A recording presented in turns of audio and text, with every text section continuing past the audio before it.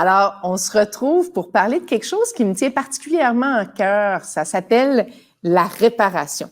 Et oui, je suis celle qui répare à la maison, que ça soit avec un petit outil, que ça soit avec un fil et une aiguille, parce que il me semble qu'on peut parfois, en tout cas, donner un peu de souffle à nos produits. Et c'est la petite question que je vous pose justement.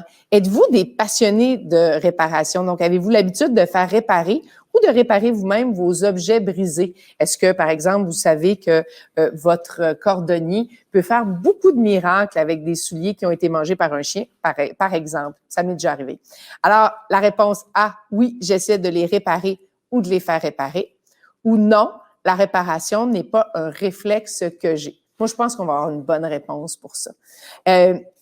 On va justement dans le prochain panel, puis je vais revenir avec les résultats, mais on va dans le prochain panel parler de prolonger la vie des produits parce que c'est justement un remède très efficace à l'obsolescence. Il y a des fois, on n'est pas capable parce que justement, le produit ne nous le permet pas, mais d'autres fois, on est capable de donner un peu de souffle. Et c'est une stratégie de circularité qui suscite de plus en plus d'intérêt de la part des gouvernements, des entreprises et des citoyens. Donc, on a une responsabilité partagée là-dedans. Au Québec, il y a eu le dépôt du projet de loi qui modifie la loi sur la protection du consommateur afin de lutter contre l'obsolescence programmée et faire valoir le droit de la réparation des biens. En France, il y a un indice de réparabilité, ça j'adore ça, et c'est en vigueur depuis janvier dernier. Il y a donc différentes initiatives aussi, des initiatives citoyennes qui permettent de donner davantage accès à la réparation. Et avec nous aujourd'hui, on a de la visite de la France avec Joël Tronchon, Clémence Lamarche de Protégez-vous, qui connaît pas mal ça aussi, la réparabilité, et Annick Girard de mon atelier de quartier, tout ce qui se répare. Je connaissais le tout ce qui se fait dans la cuisine. Maintenant, il y a tout ce qui se répare. J'adore ça. Alors, on va aller voir, est-ce qu'on a la réponse de savoir quel est le niveau de volonté de réparabilité de nos participants? Est-ce qu'on a ça? Alors, vous êtes extraordinaire, mais je sais, je pense qu'il y a un biais quand même, parce que là, vous êtes avec nous aujourd'hui, vous avez cette sensibilité-là, mais on est des réparateurs, alors je suis très contente et je suis certaine que Joël Tronchon, qui a démarré son parcours professionnel dans l'économie sociale et solidaire au sein de la Fondation Agir contre l'exclusion, qui est avec nous aujourd'hui, qui a occupé différents postes dans la fonction des ressources humaines de grandes organisations, dont L'Oréal, et qui est directeur du développement durable et délégué général du fonds de dotation du groupe SEB, est avec nous et je pense qu'il est content de cette réponse-là. En tout cas, on va l'écouter. Joël Tronchon, à vous la parole. Merci beaucoup. Bonjour à toutes et à tous. Je suis ravi, merci de votre invitation. Je vais essayer de vous dire en 10 minutes ce qu'on a fait au niveau du groupe SEB, puis je pense que vous y trouverez des choses transférables pour d'autres organisations. Alors, on peut passer le prochain slide. Moi, je vais vous parler de l'économie circulaire du groupe SEB et je vais parler de réparabilité tout de suite après, mais ça s'intègre dans un schéma assez global. On ne fait pas que des produits réparables et durables, mais vous voyez sur ce schéma-là, qui s'inspire des travaux d'un Québécois spécialiste du sujet de l'économie circulaire, qui s'appelle Daniel Dormondin, que je salue ici. On a essayé d'adapter son schéma au business du groupe SEB. En gros, pour vous dire que la réparabilité, c'est un des chaînons de notre engagement d'économie circulaire, mais il y a d'autres aspects, notamment l'introduction de matières premières recyclées, le recyclage en fin de vie des produits. Voilà, ça s'intègre là-dedans, mais un des maillons importants, c'est effectivement comment on rend des produits durables et réparables. On peut passer le slide suivant. En fait, tout simplement, là, vous avez la définition de ce que pour le groupe SEB, c'est la réparabilité, qui est rentrée dans le dictionnaire français en 2018. C'est un mot qui n'existait pas en France, et c'est en grande partie grâce à SEB que c'est rentré dans le langage courant. En fait, fin des années 2000, pourquoi on répare? Pourquoi on s'est mis à faire des produits réparables? Fin des années 2000, on avait une forte concurrence des produits low cost en provenance d'Asie. Et on avait deux choix. Soit on continuait à proposer des produits toujours moins chers et donc avec une moindre qualité et j'allais dire pas réparables. C'est une option qu'on n'a pas choisie. Et on a choisi l'option de sortie par le haut, d'innovation par le haut, en disant contre ces produits low cost, mauvaise qualité et donc des produits quasiment jetables, on on a pris le pari de imaginer, d'éco-concevoir des produits durables et réparables. Et donc, ça nous a pris plusieurs années parce qu'il a fallu repenser la manière de concevoir les produits. Et pour concevoir ces produits, pour qu'ils soient réparables, c'est des choses qui ont l'air simples, mais qui ne le sont pas tellement. Il a fallu que nos ingénieurs imaginent des produits dont on pouvait séparer tous les sous-ensembles, toutes les pièces détachées, pour ne réparer que la pièce détachée qui pourrait dysfonctionner, et non pas l'ensemble du produit, ce qui rendait du coup la réparation beaucoup plus efficace et beaucoup plus économique. Donc ça, c'était un gros travail. Il a fallu repenser la manière dont on assemblait nos produits et nos pièces détachées. Et puis on a aussi travaillé, bien sûr, une fois qu'on a fait ça, à faire en sorte qu'il y ait tout le réseau de réparateurs pour réparer effectivement les produits. Et on s'est assuré, donc là, on en a 6200 dans le monde. On peut passer le prochain slide. On a 6200 réparateurs dans le monde, donc c'est un réseau très important. On a 220 en France, pour exemple, mais plus 6000 dans le monde. Et donc ça, c'est nos partenaires qui nous aident à réparer et qui aident les citoyens à réparer les produits SEB partout dans le monde. Alors, c'est pas que les produits SEB, puisque c'est des produits de toutes nos marques, puisqu'on a aujourd'hui plus de 92% de nos produits dans le monde qui sont réparables. Donc, c'est important. C'est des produits de nos marques Tefal, Moulinex, Roventa, Allclad aux États-Unis. Enfin, voilà, on a plein de produits comme ça. Donc, l'idée, c'était bien sûr d'avoir ce réseau de réparateurs. Puis après, il fallait aussi assurer qu'on avait bien en stock les pièces détachées et qu'on les avait pour longtemps. Parce que c'est bien de faire des produits réparables, mais si vous n'êtes pas en capacité de donner aux consommateurs des produits, des pièces détachées en temps et en heure, c'est-à-dire rapidement, et du coup, nous, on le fait. Comment on y arrive? Bah, tout simplement, on stocke pendant plus de 10 ans. Alors, c'est 15 ans en France et c'est 10 ans dans le monde. Pendant au moins 10 ans, vous avez la certitude que si vous achetez un produit du groupe SEB aujourd'hui, pendant plus de 10 ans, on garde et on stocke dans notre entrepôt en France et un autre en Asie, les pièces détachées. Donc, pendant cette durée-là, ça veut dire qu'on en stocke plus de 7 millions de pièces détachées pour être sûr de pouvoir les réparer très vite et d'envoyer ces pièces détachées à nos réparateurs quand le consommateur arrive et veut réparer son produit. Donc ça, c'est un engagement très très fort. On a évidemment fait savoir, parce que c'est bien de faire des produits réparables, mais il faut aussi le faire savoir aux citoyens consommateurs et aux clients. Et donc c'est pour ça qu'on a le petit logo que vous avez sur le slide, 10 ans réparables, donc c'est 15 ans en France, mais c'est 10 ans partout dans le monde, pour montrer aux consommateurs que quand il achète un produit SEB, eh bien, il y a bien un engagement de la marque qui se matérialise par ce logo qu'on a lancé en 2015. Donc on a mis ce logo-là sur 92% de nos produits partout dans le monde. Et c'est quelque chose qui est très visible et très valorisé, aussi bien par nos consommateurs que par les clients. Nos clients, ça peut être Carrefour, ça peut être Walmart, ça peut être Amazon, ça peut être pas mal de commerçants et e-commerçants. Et puis, on s'est lancé après un peu dans d'autres services un petit peu innovants. On peut passer le prochain slide. Donc, une fois qu'on a fait tout ça, donc ça c'était au milieu des années 2010, eh bien on s'est mis à inventer de nouveaux services pour faire en sorte que les consommateurs réparent réellement beaucoup plus. Qu'est-ce qu'on a proposé l'été dernier, en 2020, on a proposé et expérimenté des forfaits de réparation tout compris. Puisque un des freins que vous avez dans beaucoup de pays à la réparation, c'est « Ah, mais je ne sais pas combien ça va me coûter, ça va être cher, il va falloir faire un devis, peut-être ça ne va pas être réparable. » Donc il y a tous ces freins-là qu'il faut lever. En fait, on a proposé un forfait très simple. Vous achetez en ligne sur notre site de marque un forfait qui coûte à peu près 30% du prix d'un produit neuf. Il ne faut pas que ce soit plus cher. Pas que ce soit moins cher non plus, parce qu'il faut que le réparateur puisse gagner sa vie, c'est important. Et donc, en achetant ce forfait, vous allez chez n'importe quel réparateur agréé par le groupe SEB et vous ne paierez pièces, main-d'œuvre et devis que le forfait que vous avez payé, ni pas plus. Donc, c'est vraiment tout compris et ce qui en fait un des forfaits les moins chers du marché. C'est pour ça que ça fonctionne très bien. Donc, ça, c'est un des leviers qu'on a utilisé pour sécuriser et amener les gens à plus réparer. Et puis, comme stocker, vous imaginez, plus de 7 millions de pièces détachées dans le monde, ça commençait à faire beaucoup, parce qu'on vend de plus en plus de produits, on en vend 12 par seconde dans le monde, donc ça fait beaucoup de produits, il y a beaucoup de pièces détachées. Eh bien, on s'est mis à expérimenter sur une centaine de références l'impression en 3D de pièces détachées pour qu'on puisse éviter de stocker, mais qu'on puisse les fabriquer à la demande, surtout sur des pièces qui étaient demandées assez peu souvent par les consommateurs. Donc ça, c'est l'impression 3D qu'on expérimente depuis 2017. peut passer au prochain slide. Ça, c'est pour finir là-dessus, c'est vraiment une initiative que vous pouvez tout à fait reproduire au Québec, qu'on a lancé à Paris tout début d'année 2021, donc c'est tout à fait neuf.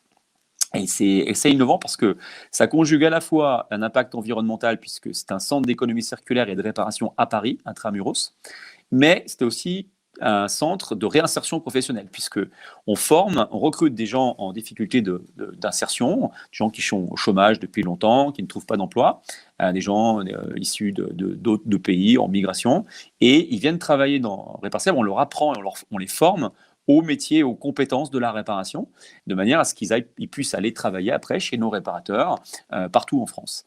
Donc ça répond à la fois à un aspect environnemental, bien sûr, puisque c'est un centre où l'on répare, où on va d'ailleurs vendre aussi des produits reconditionnés.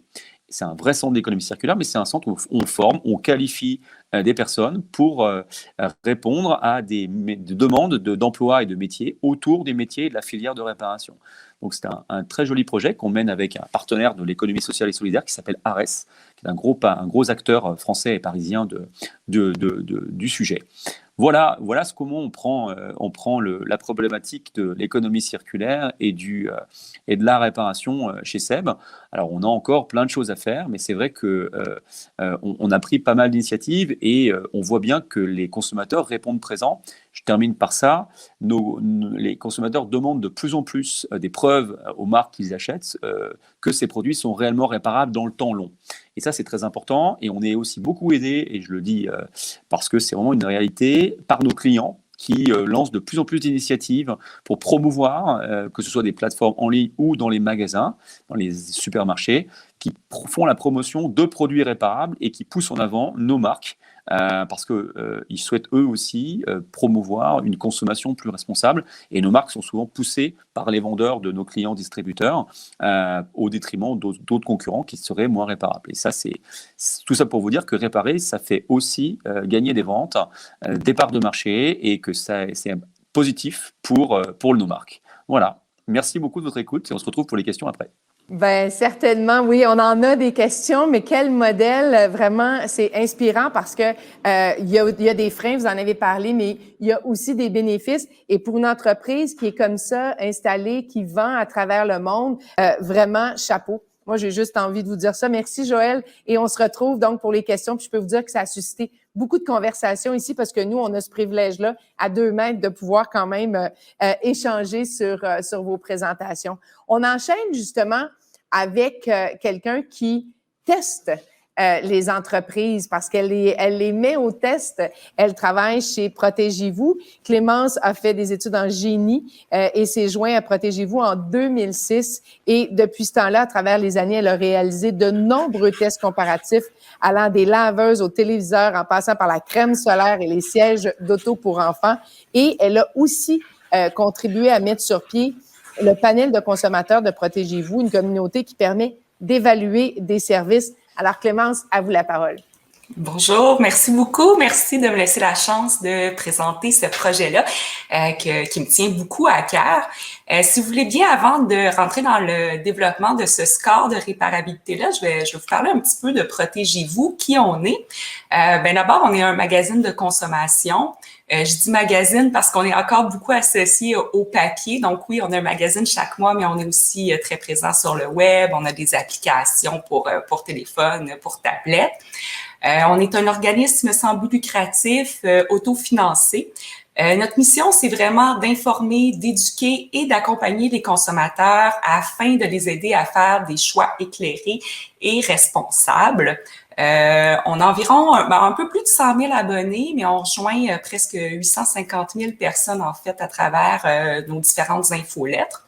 Et puis, on a 45 ans d'expertise dans l'évaluation de produits. Donc, c'est vraiment nos tests, nos évaluations de produits, c'est vraiment ce qui nous distingue. Moi, c'est ce que je fais au jour le jour là, avec mes collègues depuis 15 ans. Donc, tester toutes sortes de choses, là, comme on disait, des téléviseurs, des imprimantes, des sièges d'auto pour bébés. J'en ai fait plusieurs à travers les années. Traditionnellement, nos tests s'articulent autour de 2 axes. Il y a un volet qui est vraiment de performance. Donc, bon, là, par exemple, j'ai pris quelque chose qui était d'actualité, les barbecues.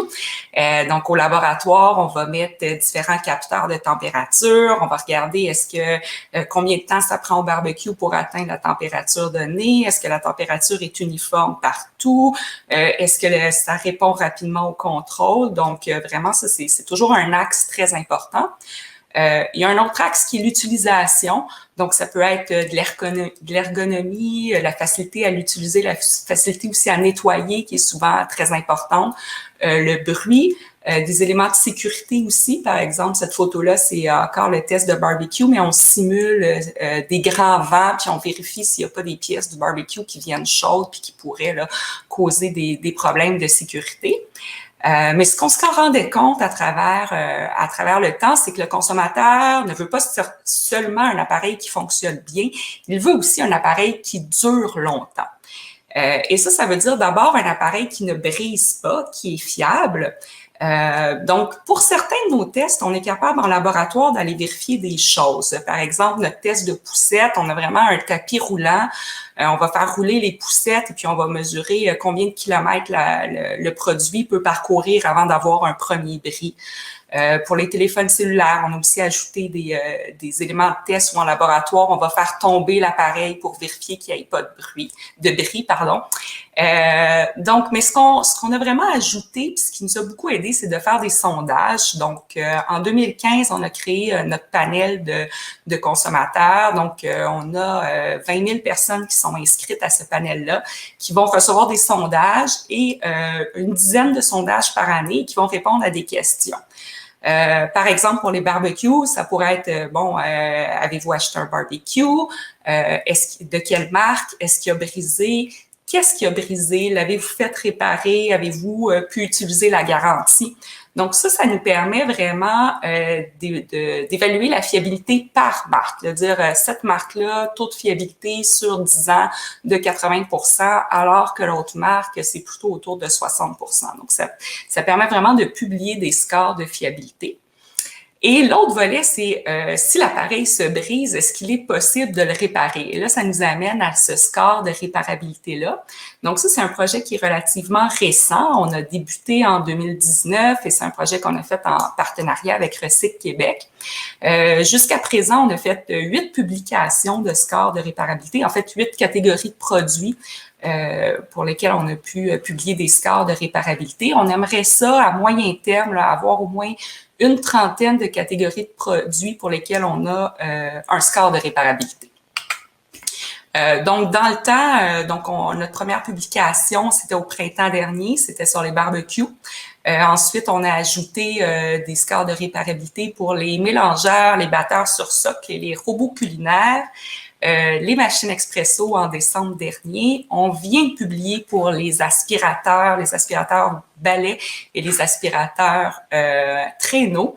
Et la prochaine bouchée, ce ne sera pas la moindre, ce sera les laveuses. Donc, on vise une publication là, de score de réparabilité des laveuses pour mars 2022. Donc, comment on a procédé? On a débuté par une revue de littérature. Il y a un document qui nous a beaucoup inspiré, là, je le laisse en référence, c'est le GRC, donc qui a été publié par l'Union européenne. Et puis, c'est notre score de réparabilité, puis c'est très inspiré de ça, c'est basé sur le concept de pièces prioritaires. Donc, au lieu d'évaluer la réparabilité de l'appareil au complet, c'est qu'on vise un certain nombre de pièces prioritaires, entre 3 et 5 par catégorie, et on va faire l'évaluation sur ces pièces-là. Donc, ça doit être des pièces qui sont susceptibles de briser, susceptibles d'être réparées aussi, qui sont importantes pour la fonctionnalité de l'appareil. Pour les déterminer, on a utilisé bien sûr nos sondages de fiabilité, mais on parle aussi à des réparateurs, puis on utilise là, différentes autres sources. Si on continue avec l'exemple des barbecues, dans notre sondage, c'était très clair là, qu'il y avait 3 pièces là, qui causaient la majorité des bris. Donc, le système d'allumage, les grilles qui ont tendance à rouiller et les brûleurs. Donc, ça a été vraiment les 3 pièces prioritaires qu'on a utilisées là, pour faire notre évaluation. Donc, au travers les différents projets qu'on a faits, on s'est rendu compte qu'on avait comme 2 types de scénarios. Un type qui est un peu du do-it-yourself, donc c'est-à-dire que le consommateur va vouloir faire la réparation lui-même. C'est le cas des barbecues. Dans ce cas-là, ce qu'on a fait pour évaluer la réparabilité, c'est vraiment de se mettre dans la peau du consommateur et de faire les réparations. Donc, ça s'est fait en laboratoire en même temps que nos tests de performance. Ensuite, on a comme une autre catégorie de produits où les gens vont avoir davantage le réflexe d'aller voir un réparateur pour faire la réparation. Donc, dans ce cas-là, on a constitué des panels de réparateurs. Donc, on vise 5 réparateurs au moins. Et là, c'est ce qu'on a fait, par exemple, pour les petits électroménagers, pour les aspirateurs et aussi pour les cafetières expresso. Donc, lorsqu'on est dans un scénario de type do-it-yourself, la première chose qu'on va faire, c'est de vérifier si c'est possible d'acheter les pièces prioritaires parce que si on veut réparer, la première chose, c'est d'avoir les pièces pour faire la réparation. Donc, est-ce que les pièces sont disponibles directement sur le site du fabricant? Est-ce qu'on doit aller voir sur les sites web de détaillants ou est-ce qu'on doit faire une recherche là, dans Google et pas trop savoir sur quoi on va tomber? Ensuite, on va regarder la qualité des instructions. Donc, ça peut être pour faire les réparations. Donc, ça peut être des instructions, mais ça peut être des plans, ça peut être des vidéos. Donc, bien sûr, plus le consommateur a accès à des informations claires et précises pour faire la réparation, mieux c'est. Et finalement, on va vraiment faire l'exercice. Là. Donc, on va regarder combien de temps ça prend, combien d'étapes sont nécessaires pour faire la réparation. Est-ce que quel genre d'outils on a besoin aussi, donc pour évaluer finalement le degré de facilité. Lorsqu'on travaille avec des réparateurs, on va leur demander est-ce que c'est possible de faire la réparation, est-ce que vous le faites, combien ça peut coûter, puis on va demander aux réparateurs si eux, ils ont des délais pour avoir accès aux pièces pour faire la réparation. Dans tous les cas, quand on travaille avec des réparateurs, on a toujours des cas où il y a des accessoires, là, par exemple un bol pour un robot culinaire ou une pile pour un aspirateur balai. Fait que dans ce cas-là, on va faire un peu la même démarche que précédemment, c'est-à-dire est-ce que c'est possible d'acheter ces accessoires-là? Est-ce que c'est directement sur le site du fabricant? Est-ce que c'est sur un site de détaillant ou encore là, est-ce qu'on doit faire venir la pièce d'un site un peu suspect? Donc, une fois qu'on a toutes ces informations-là, il y a une certaine magie qui s'opère et ce qu'on arrive à la fin, c'est de publier vraiment un score de réparabilité. Donc, on voit l'exemple dans le magazine, ça devient vraiment un critère là, parmi tant d'autres. Donc, est-ce que l'appareil est facilement réparable ou pas? Donc, on a une publication dans le magazine puis une publication là, sur notre site web dont la forme est un petit peu différente. Donc, pour ce projet-là, on avait plusieurs objectifs. Le premier, bien sûr, c'était d'aider les gens à choisir des appareils qui étaient à la fois performants, mais qui étaient aussi fiables et qui étaient facilement réparables. Mais on s'est rendu compte qu'on avait d'autres objectifs secondaires aussi. Donc, d'abord, donner des pistes de solutions pour quoi faire si votre appareil est brisé. Puis je pense que ça va beaucoup rejoindre là, la prochaine présentation. Donner des conseils aussi sur comment prendre soin de son appareil pour le faire durer plus longtemps. Donc, en discutant avec des réparateurs, on se rendait compte qu'il y avait souvent une connaissance sur ce qui fait briser les appareils, puis comment là, s'assurer de les garder là, en meilleure forme le plus longtemps possible. Et notre dernier objectif, bien sûr, c'est d'encourager les entreprises à changer leur façon de faire pour rendre leurs produits les plus réparables. Donc, on espère qu'en publiant ces scores de réparabilité-là, ça va encourager les entreprises à mieux faire. Puis, je pense que c'était très inspirant, là, la présentation précédente, de voir qu'il y a des entreprises qui sont déjà rendues là, assez loin dans cette réflexion-là. Donc, merci beaucoup de m'avoir permis de présenter ce projet-là et j'espère que vous aurez des questions pour moi plus tard. Ah, c'est certain. J'en ai plein, ne serait-ce que d'avoir des trucs pour réparer mon barbecue, ce que j'ai déjà fait d'ailleurs. Mais il y a des petits défis, hein, des petits défis. Des fois, avoir un soutien main-d'œuvre, ça nous aiderait un peu. Alors, on va revenir justement à ça parce que j'aime ça, ce repère pour que les gens ont de dire on veut que ça dure. Alors, on n'aime pas, c'est pas parce qu'on aime consommer rapide, c'est parce que parfois on trouve pas d'autres options, mais quand les options sont là, j'espère qu'on les choisit. Je vous rappelle d'ailleurs qu'il faut poser vos questions dans le chat si vous voulez d'ailleurs avoir plus d'informations sur les différentes démarches de Clémence et de Protégez-vous. Alors, on va enchaîner avec Annick Girard qui a une phrase qui l'inspire, qui m'inspire aussi beaucoup. Soyez le changement que vous voulez voir dans le monde. Alors, on parle d'indice de réparabilité. Il y a un indice qu'on devrait mettre aussi sur nos infrastructures parce que dehors, si jamais vous entendez un petit bruit, on est en train de réparer des infrastructures municipales. Alors, ben oui, ça fait un petit bruit parfois. Réparer, ça fait ça. Hein? Ça se fait pas toujours sans heurts. Alors, si jamais vous entendez un petit bruit, soyez sans crainte. Nous, on est très concentrés sur ce que vous nous dites et sur les partages qu'on est en train de faire. Alors, je parlais d'Annick Girard qui dit « Soyez le changement que vous voulez voir dans le monde ». Ben, elle a pris ça au pied de la lettre, puis elle l'a fait. Alors, elle a créé Tout ce qui se répare, une communauté de pratique sur Facebook qui vise à faciliter la réparation des objets courants et cofondé l'entreprise à impact social Mon Atelier de quartier. Annick Girard, à vous la parole. Merci Marie, ça me fait vraiment plaisir d'être ici, surtout pour parler d'initiatives citoyennes qui me portent à cœur énormément. Donc, écoutez, je commence avec l'image là, de deux personnes qui sont très heureuses parce qu'elles ont réparé un appareil lors d'un événement communautaire que j'ai eu la chance d'organiser. Donc, je réparer, en fait, on le fait surtout pour faire durer les appareils, donc pour l'environnement. Je pense que les gens peuvent aussi trouver leur compte parce qu'il y a des raisons économiques aussi, surtout quand on fait de l'auto-réparation. Mais aussi au niveau social, réparer engendre tout plein de plaisir, de bonheur, de savoir-faire aussi. Il y a tout un aspect collectif qui est super important. Donc, je commence.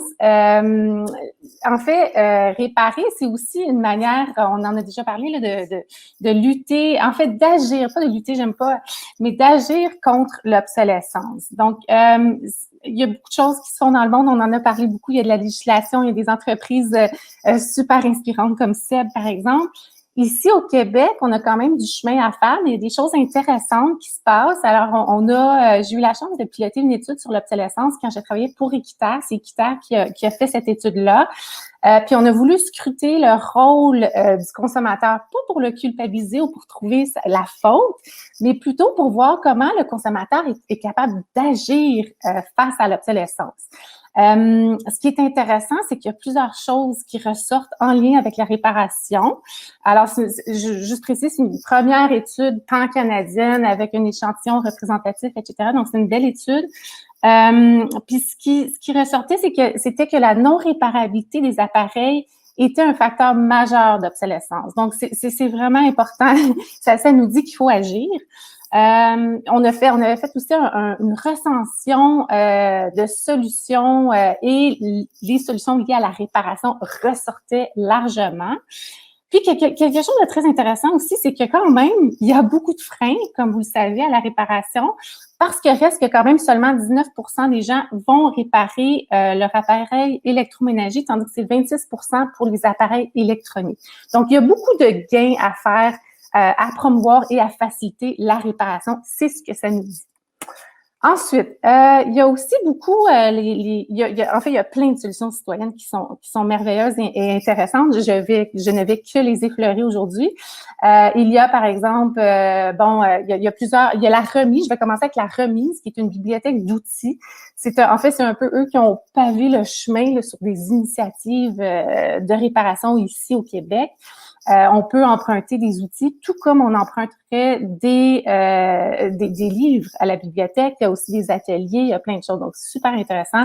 Il y a aussi les réparateurs d'Incertec qui sont aussi un organisme, enfin une entreprise d'impact social qui ont pavé le chemin aussi. Alors, il s'agit d'événements de réparation communautaire. Donc, c'est gratuit. Les gens apportent leur appareil, mais dans ce cas-ci, c'est spécifiquement des appareils technologiques. Et à l'aide de bénévoles et de gens chevronnés, ils vont pouvoir justement accompagner les gens à réparer, à apprendre, à ouvrir l'appareil, à démystifier tout ça. Donc, super intéressant.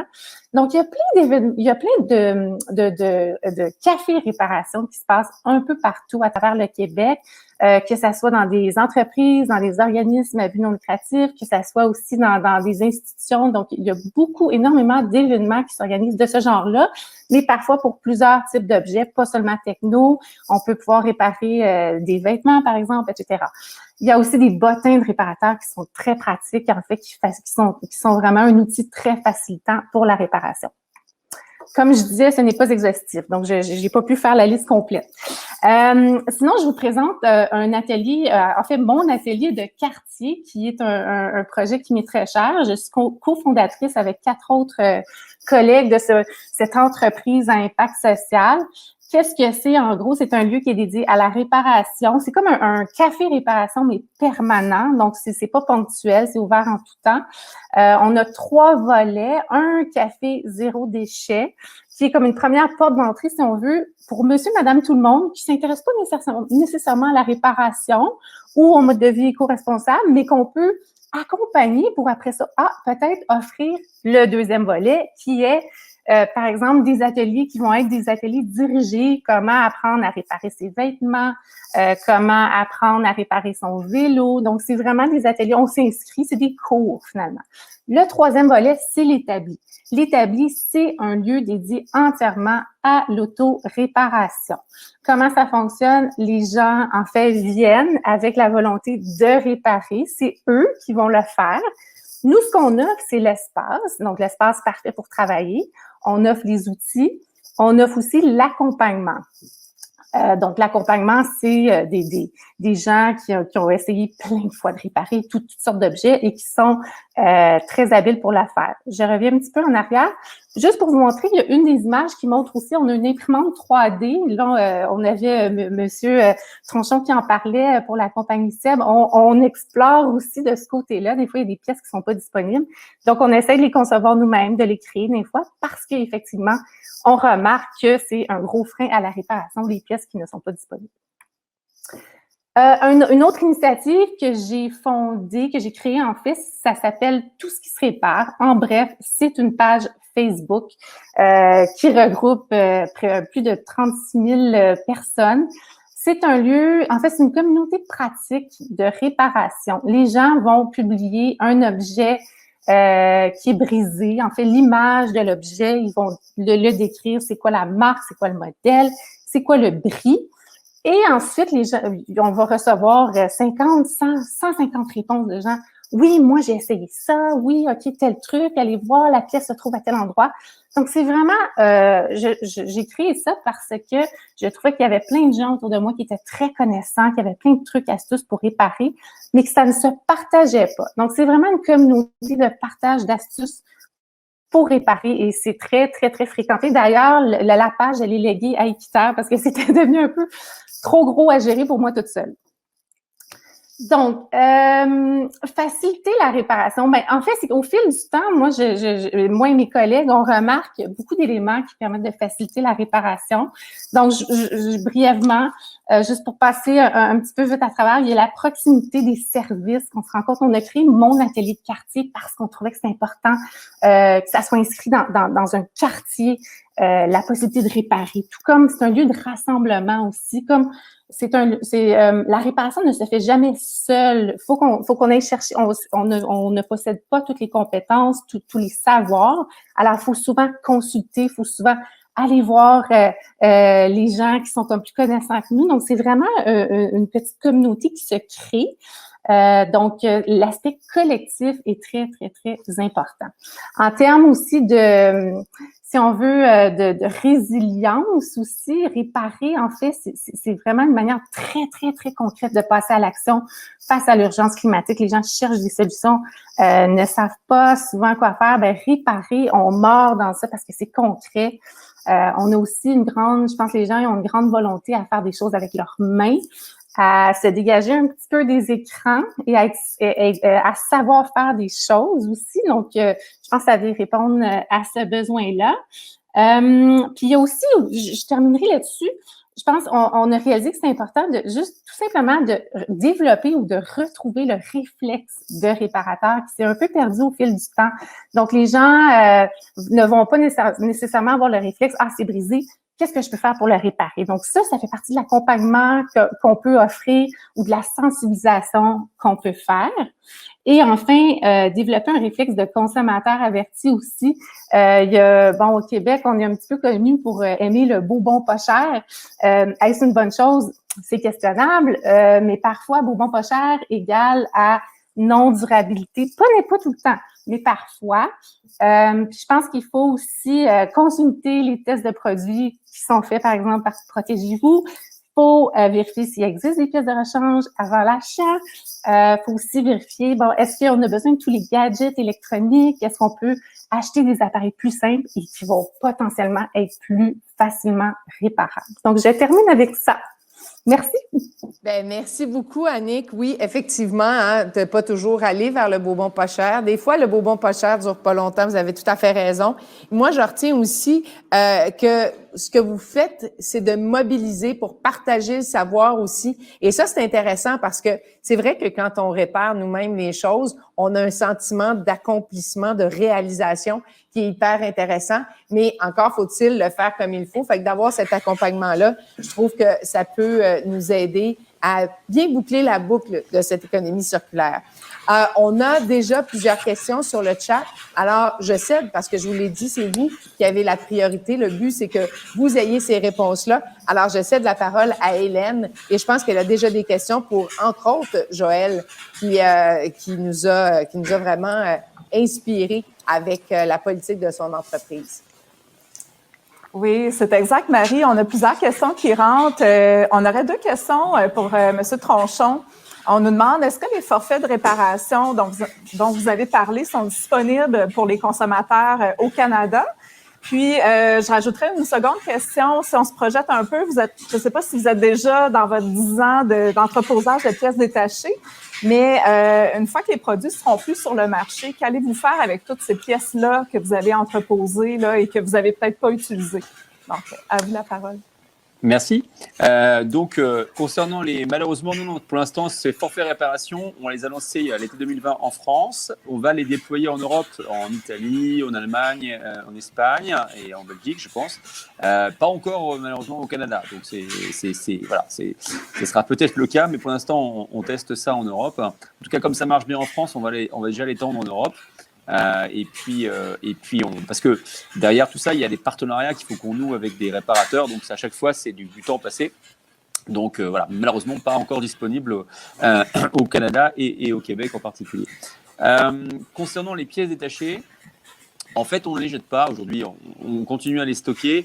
C'est vrai qu'en général, on calcule, on s'arrange pour calculer quand même, quand on fabrique un produit, on s'arrange pour calculer une quantité de pièces détachées pour qu'on n'en ait quasiment plus au terme des 10 ans ou des 15 ans. On en a toujours qui nous reste un peu, mais on les garde. On n'en a pas beaucoup, mais on les garde parce qu'on a toujours un consommateur. Ça nous est arrivé de réparer des produits qui avaient plus de 30 ans et à qui ça faisait plaisir de réparer. Donc, on n'en garde pas beaucoup parce qu'en général, on ne se trompe pas beaucoup sur les quantités. On connaît à peu près, on prend des marges de manœuvre, etc. Mais on estime un taux de réparation et on ne se trompe pas trop, ce qui fait qu'on ne surproduit pas trop non plus de pièces détachées. Voilà. On n'a pas des énormes stocks après 10 ans, mais quand on en a, on les garde en général parce que ça peut toujours servir et ce n'est pas forcément des grosses quantités. Bien, merci beaucoup, Joël. Moi, j'ai une petite question à moi. J'ai décidé de la prendre, Hélène. Je me prends parce que, donc, on a parlé avec Clémence d'indices de réparabilité. En France, ce que je comprends, c'est que maintenant, c'est enchâssé dans une loi. Est-ce que ça accélère? Vous étiez, donc, Joël, vous étiez déjà en avance, ce que je comprends sur la législation, mais est-ce que d'autres entreprises se sentent maintenant, accélèrent le pas pour être en mesure de rencontrer les obligations gouvernementales?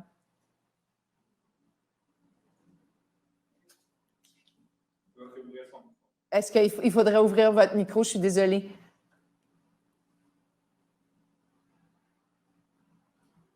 Là, je ne vous entends toujours pas, mais ça va, on va y arriver. Ouais, c'est bon. C'est tout bon, là? Aucun problème. On était très habitués. Il n'y a aucun problème. Bon, vous m'entendez? Oui, très bien. Ouais, parfait. Non, donc du coup, oui, les incitations publiques, c'est toujours un bon aiguillon pour, bien sûr, et ça a engagé des gens qui n'étaient pas forcément engagés dans la réparabilité, ça les a engagés à le faire. Donc, je pense que toutes les démarches qui y contribuent, que ce soit les indices de réparabilité, les différents baromètres de produits durables que mettent en place les clients distributeurs, que mettent en place aussi les associations de consommateurs, parce qu'il y a aussi, vous l'avez cité avec des initiatives au Québec, c'est aussi grâce à des associations de consommateurs qu'on va parler de plus en plus de réparabilité, de durabilité des produits. Donc, je pense qu'il y a bien sûr l'aiguillon de la commande des lois, des pouvoirs publics, mais il y a aussi le pouvoir citoyen, des associations de consommateurs, et c'est tout ça qui va faire qu'on va réparer demain de plus en plus. Ben, merci. J'ai envie d'aller vers Annick et Clémence là-dessus. Est-ce que vous pensez que si on inscrivait un indice de réparabilité dans la loi, dans la loi qui est déposée actuellement, c'est présent, mais c'est pas encore là, est-ce que c'est un meilleur repère pour les citoyens? Puis, est-ce que c'est une motivation qui va permettre d'accélérer le pas? Clémence? Oui, ben c'est sûr que nous, on essaie de rejoindre le plus de gens possible, mais on va toujours être limité aux gens qui lisent Protégez-vous. Donc, le fait d'avoir une loi qui oblige un indice de réparabilité, c'est sûr qu'à ce moment-là, on va aider tous les consommateurs, mais on voit que c'est pas si facile non plus à mettre en place. Puis je pense que de notre côté, on voulait pas attendre non plus, on voulait être proactif, puis on voulait aller à l'avant des choses, puis offrir le plus possible à nos lecteurs, ce qu'on était capable à ce moment-ci. Annick? Oui, ben en fait, je pense que c'est très, très pertinent et pratiquement urgent de le faire parce qu'en fait, à l'achat, lorsqu'on choisit un appareil, un objet, on a très, très peu d'informations sur la durabilité, les pièces de rechange, est-ce que, ça se répare, tu sais. On a très peu d'informations. Fait qu'on peut bien mettre toutes sortes de choses en place, mais faut travailler en amont, tu sais, lors du choix des appareils. J'en ai parlé d'ailleurs, c'est des choses qu'on remarque sur le terrain, qui se voient très bien dans la littérature aussi. Donc, je pense que oui, c'est tout à fait important pour faciliter. Ouais. Merci beaucoup, Annick. On va du côté d'Hélène pour les questions du public. Oui, la table est bien mise avec la discussion qu'on est en train d'avoir parce qu'il y a une personne qui demande justement, c'est quoi, comment on compare la cote de réparabilité que Protégez-vous, vous avez publié avec l'indice de réparabilité qui est en vigueur en France. Est-ce qu'il y a des parallèles à faire ou des différences entre les deux? Oui, ben on a suivi ça avec beaucoup d'intérêt, c'est sûr. Oui, la démarche est quand même assez similaire. C'est sûr que la cote de réparabilité en France, c'est quatre catégories de produits, puis c'était pas nécessairement les mêmes que nous on avait choisi.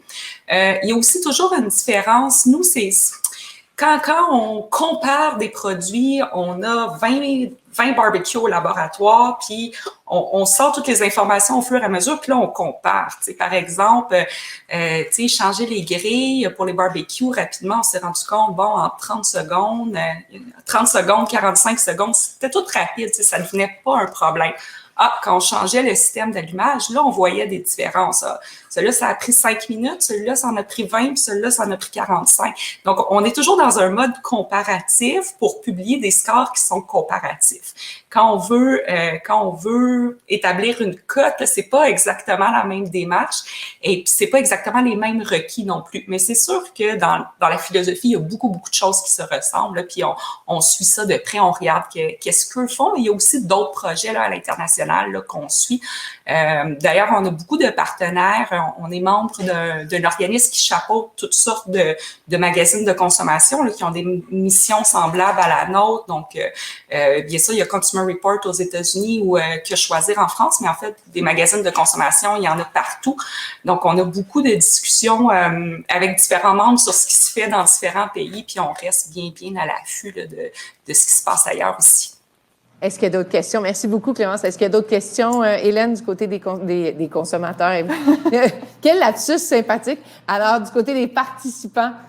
Oui, des participants qui consomment parfois. Oui, c'est ça. Les consommateurs, je suis pas mal sûre, là, au moins une fois de temps en temps. Exact. Bien, on nous demande, en fait, est-ce qu'il existe une liste exhaustive de réparateurs au Québec? C'est une Donc, bonne cette question. question-là, je verrais peut-être Annick ou Clémence avec des éléments de réponse. Je peux peut-être y aller. Oui, en fait, il y a d'ailleurs de ces répertoires qui peuvent exister. Oui, c'est ça. Ben, j'en ai recensé quand même plusieurs. Il y a en Mauricie qui ont fait un bottin de réparateurs. Dans la MRC de Kamouraska aussi, à Vaudreuil-Soulanges. Il y en a plusieurs qui existent. Tu sais, des fois, une petite recherche Google, on les trouve. Il y en a pas encore. Moi, j'ai toujours souhaité qu'il y en ait un pour Montréal ou pour les grands centres urbains aussi. Ça serait très pertinent. Je pense que c'est des projets qu'il y a plusieurs personnes qui souhaiteraient parce que, en fait, l'enjeu, c'est que quand ça peut être un autre frein à la réparation, de tomber sur un réparateur avec qui, bon, ça va mal pour quelque raison que ce soit. Donc, après ça, on se dit, bon, c'est fini, moi, je répare plus ou je vais plus voir ces services-là. Donc, je pense que c'est important d'avoir un bottin, oui, mais un bottin aussi où est-ce qu'il y a des commentaires, où est-ce qu'il y a une certaine notation du service rendu. Je pense que c'est absolument capital. Oui, de pouvoir évaluer, de pouvoir les évaluer comme on évalue d'autres types de services, que ce soit les hôtels ou tout ça sur le web. Donc, d'avoir cette espèce de repère. Mais il y a tout un enjeu de formation de la main-d'œuvre, Clémence, parce que, tu sais, si je regarde ma propre expérience, nos réparateurs, c'est habituellement des gens un peu plus âgés qui ont fait ça toute leur vie, mais on dirait qu'il n'y a pas vraiment de relève dans ce secteur-là. Oui, vous avez raison. Puis bon, nous, c'est aussi dans nos cartes d'essayer de faire justement une liste de réparateurs. On espère que dans la prochaine année, on va être capable de débuter ce projet-là. On l'a fait l'exercice nous-mêmes parce qu'on cherche des réparateurs d'aspirateurs, des réparateurs de machines expresso.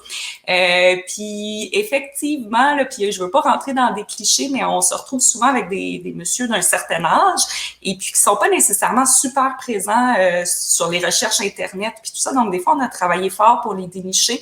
On veut partager cette connaissance-là, bien sûr, puis mais peut-être qu'effectivement, il y a un manque de relève, là, puis c'est peut-être inquiétant, puis j'espère que c'est quelque chose qui va se régler, puis justement que je pense que ce qu'Annick fait aussi, c'est de rendre la réparation cool, jeune, branchée, puis on espère que ça va attirer là, des gens de toutes les générations là, pour se mettre à réparer comme ça. Moi, je suis tout à fait d'accord parce qu'on a l'impression qu'effectivement, il y a peut-être un trou dans les générations là, où la réparabilité était peut-être moins pressant, moins urgent, moins présent dans la tête des gens.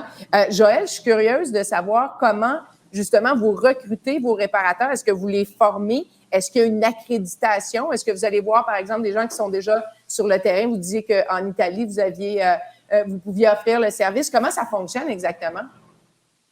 Alors, effectivement, on a en France et en Europe un déficit de compétences de réparateurs. En fait, il y en a pas assez. Donc, du coup, nous, on est impliqués, on passe du temps en formation. Donc, on a des centres de formation d'apprentis en France qui forment au métier de réparateur d'électroménager. Donc, on passe du temps. On a des inspecteurs et des techniciens du groupe SEB qui vont former dans ces organismes de formation.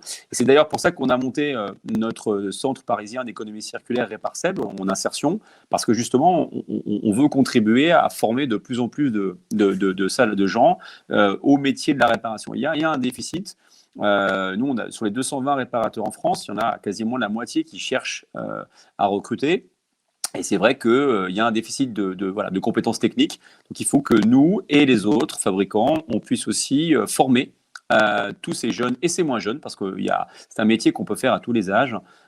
Et notamment, c'est un métier qui se prête assez bien pour des gens en reconversion professionnelle ou qui sont au chômage et qui veulent changer de métier ou changer de filière. Donc, il y a une promotion de ces métiers-là à faire.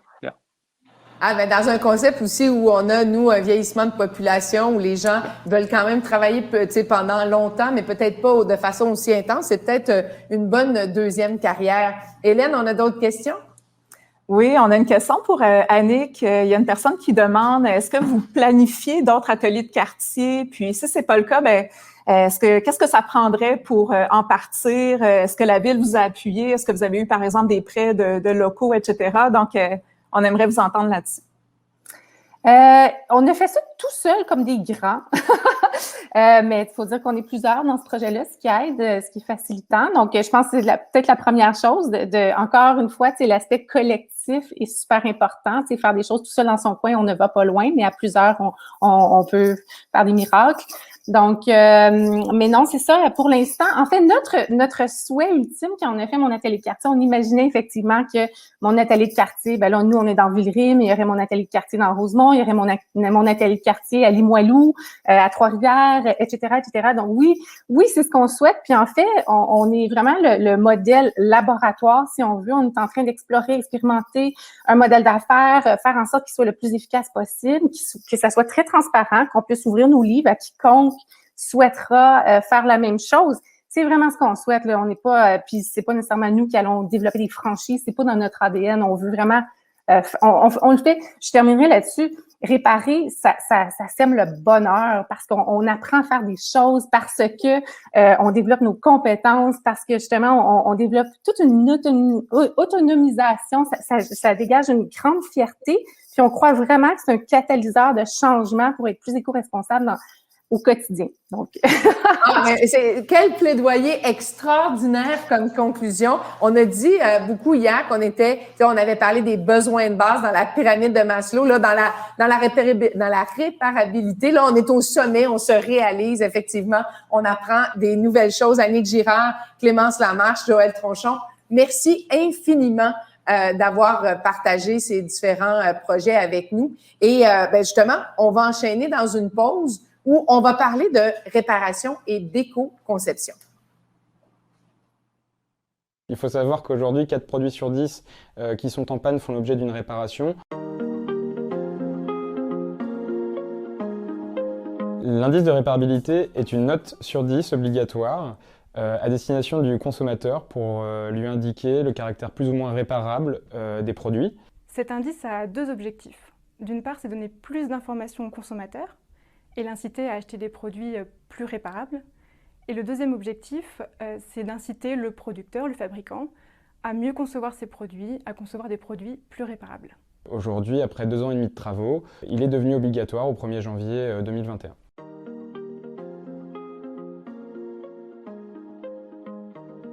Les fabricants calculent et établissent la note, en informent le vendeur, et le vendeur affiche la note en magasin au moment de l'acte d'achat ou en ligne. Les 5 catégories de produits qui font l'objet de l'indice pour la première phase sont les lave-linges à hublot, les ordinateurs portables, les smartphones, les téléviseurs et les tondeuses à gazon électriques.